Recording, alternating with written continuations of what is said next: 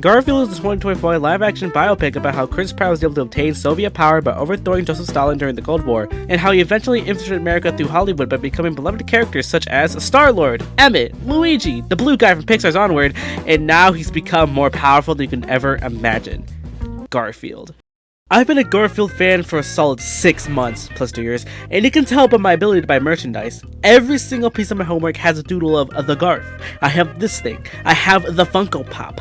I have seen Garfield, the Tale of Two Kitties, but not the first one for reasons I cannot explain right now. And with this movie, I saw it twice. Once in a theater called Fat Cats. Yes, I saw the Garfield movie in a theater called Fat Cats, and the second time was a normal-ass Cineplex.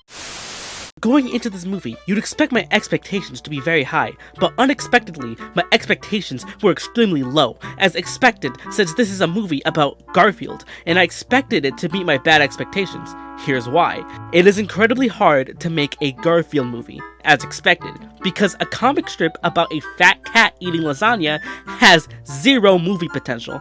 Which is why you have to add some other miscellaneous crap, like a twin brother, or Odie goes missing, or John gets herpes or something, and in this case, it's a heist movie with generational trauma. Yay! The movie's alright. Like, that's it, like, it's just alright. It's competently written, with a weak villain and plot progression, with no real weight to its emotional moments. And at times, it feels like a generic, dumb, animated children's movie meant for stupid babies. But it's better than those generic, dumb, animated children's movie meant for stupid babies, because it has Garfield. And it also has an actual art direction! The animation is actually really stellar, not gonna lie. This movie changes art styles quite a lot, and it's actually really visually appealing. It's the best part of the movie. I love how Garfield always faces the camera. I like how some shots are framed like it's a comic strip. A lot of the jokes feels like it comes from a comic strip. It made me feel good. And its visual gags can be pretty funny. This movie is pretty funny, except when Garfield isn't breaking the fourth wall, which is something Garfield always does. I know where you live. But when he does it in the movie, it's just not funny. Like when you read it, you think, oh Garfield, you lovable scamp. Oh, how I can read your comic strips for hours.